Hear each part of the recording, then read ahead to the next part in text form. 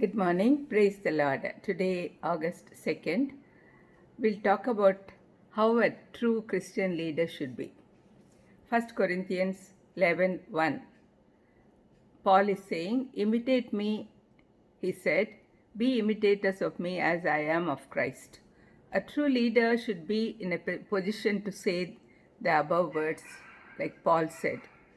A leader is a person who can influence others, and a Christian leader should always be growing Christ-like.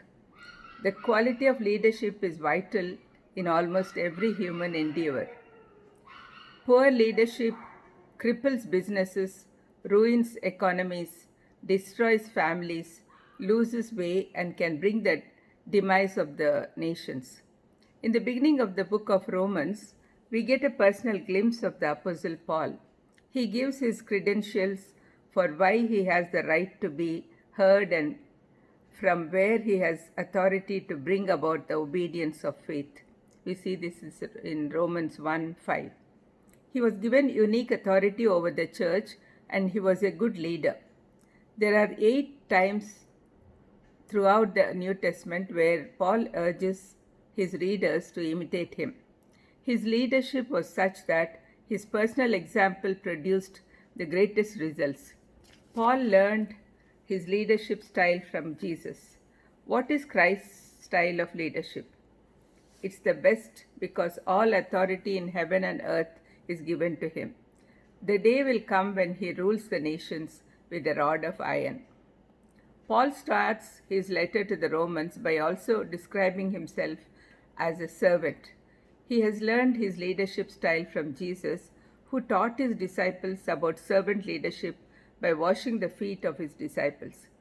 We have to learn this kind of leadership and imitate Jesus. Leadership is influence. It is not only a person with a title, but a person who has the power to make others do something they would never do on their own. This power to make others do something is one kind of leadership, but Jesus adopted a very different approach to leadership than anyone had ever seen. He led by showing his deep care for the flock, by serving and washing his disciples' feet, and laying down his life so that we can be forgiven and made whole. This kind of leadership has its own power and authority. This kind of leadership is available for all of us to imitate. We have to question ourselves about what kind of leaders we are today. As we reflect on what godly leadership looks like, let us also reflect on how we can better be imitators of Paul as he was of Christ. We should be humble and care for God's people. Let's pray. Lord, thank you for teaching us about a good leader. Please make us good leaders so that we can influence others and bring them into your kingdom.